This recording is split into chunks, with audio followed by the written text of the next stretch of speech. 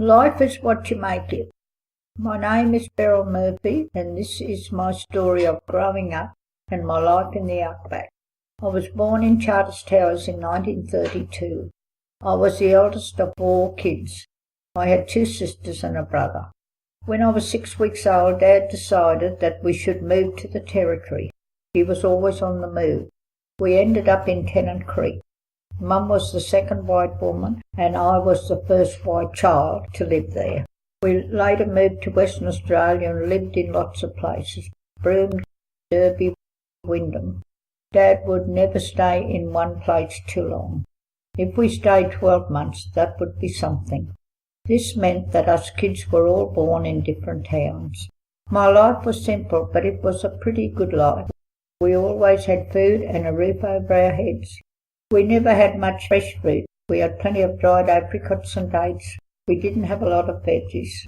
Sometimes when you passed a station they would give you some. We ate our bread and dripping with salt and pepper. We got castor oil every Sunday. I never want to see that again. Never ever want to see that again. Every 6 months or so we would go into town. Dad would give us 6pence to buy 2 tins of old brown condensed milk. That would have to last us 6 months. If we ran out, that was that. Every Sunday we would have pup-de-loonies. That's a scone cooked in hot fat. We would have them with syrup or jam. That was our treat. We never got sick, or no one ever went to hospital. I didn't have much schooling. We only went to school when Mum was having a baby and was in town for a couple of months. I did my learning after I got married. My husband got some books for me and I taught myself. I just picked things up along the way. We never had Christmas. I didn't know what a Christmas was until I was 18 and went into town to live with my mother-in-law. I had to help her. I'd never seen anything like it. We had to do the tree and cook the turkey. We had dates and ginger. I was up all night looking at the tree. Every day I still do something special for every Christmas. I don't think we were worse off than anyone else. A lot of people would have been the same. That's just what it was like. By the time I was 18 I left home. I'd had enough of travelling around. I got married in 1951.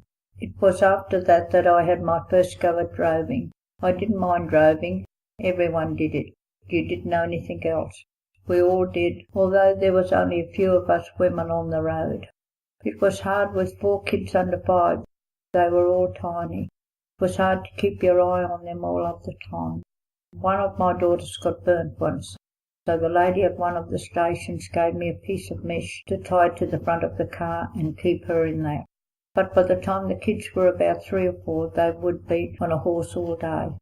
I used to do the cooking for the night camp over an open fire. I used to make the bread and use camp ovens and a big bucket to put the meat in. The worst thing was trying to bath the kids in winter. By the time the kids were ready for school, I'd decided that I'd have to go to town and get a job, and I've been basically there ever since. Looking back, I don't really think that being a woman of my times was so hard. I didn't mind.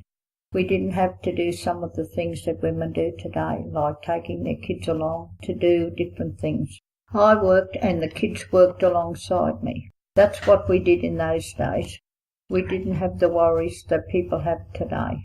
I guess life is what you make it, what you get used to. These days I still keep myself busy, just like I always have.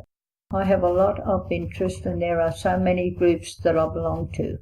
The CWA, Lady and Men's Lines, the Pony Club. I volunteer about the place. Meals on Wheels, Camwell Drovers Camp. I'm the coordinator for Driver Reviver. I still do fancy work and knitting. I cook my cakes. I make them for special events. You wouldn't believe it now, but when I first got married, I couldn't boil an egg. My husband's mother taught me. She was tough. If I got it wrong, she would throw it out. I've had a go at things like jewellery making and pottery. I recently applied to be a foster parent again. I've done it before.